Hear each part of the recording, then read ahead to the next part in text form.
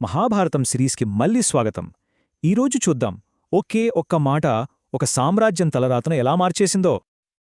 శంతనుడికి రాజ్యముంది, కాని మనసులో మాత్రం శూన్యం. తన ప్రేమను కోల్పోయి ఒంటరివాడయ్యాడు. ఆమె అందం చూసి తనని ఎలాగైనా రాణిని చేసుకోవాలని మనసుపడ్డాడు. పెళ్లికి ఓకే, కాని సత్యవతి తండ్రి ఒక షరతు పెట్టాడు. అది రాజు గుండెల్లో బాణంలా గుచ్చుకుంది. దాని అర్థం సొంత కొడుకు దేవవ్రతుడికి సింహాసనాన్ని దూరం చెయ్యాలి. ఒకవైపు తండ్రిగా ప్రేమ, మరోవైపు రాజుగా ధర్మం. ఏం చెయ్యాలో తెలియక నలిగిపోయాడు. తండ్రి పడుతున్న బాధ చూడలేక కొడుకు దేవవ్రతుడే ముందుకు వచ్చాడు. ముందుగా నాన్న సంతోషం కోసం తన జన్మహక్కునే వదులుకున్నాడు. అంతేకాదు, భవిష్యత్తులో గొడవలే రాకూడదని మరో భయంకరమైన శపథం చేశాడు. ఈ భీకరమైన ప్రతిజ్ఞ వల్లే దేవవ్రతుడు భీష్ముడు అయ్యాడు.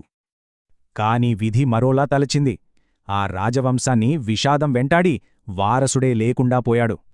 రాజ్యాన్ని కాపాడేందుకు ఓ ప్రత్యేకమైన అసాధారణమైన మార్గాన్ని ఎంచుకున్నారు. రాజ్యానికి రాజు దొరికాడు. హమ్మయ్య, ఇక అంతా ప్రశాంతమే అని అందరూ అనుకున్నారు. అలా వేటకి వెళ్ళినప్పుడు ఒక జింక కనపడటంతో పాండురాజు బాణం ఎక్కుపెట్టాడు.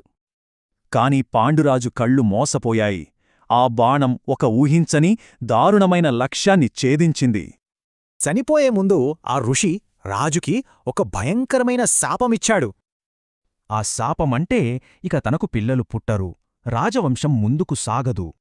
చూసారుగా, ఒక్కోసారి మనం తీసుకునే చిన్న నిర్ణయాలే మన తలరాతను ఎలా మార్చేస్తాయో.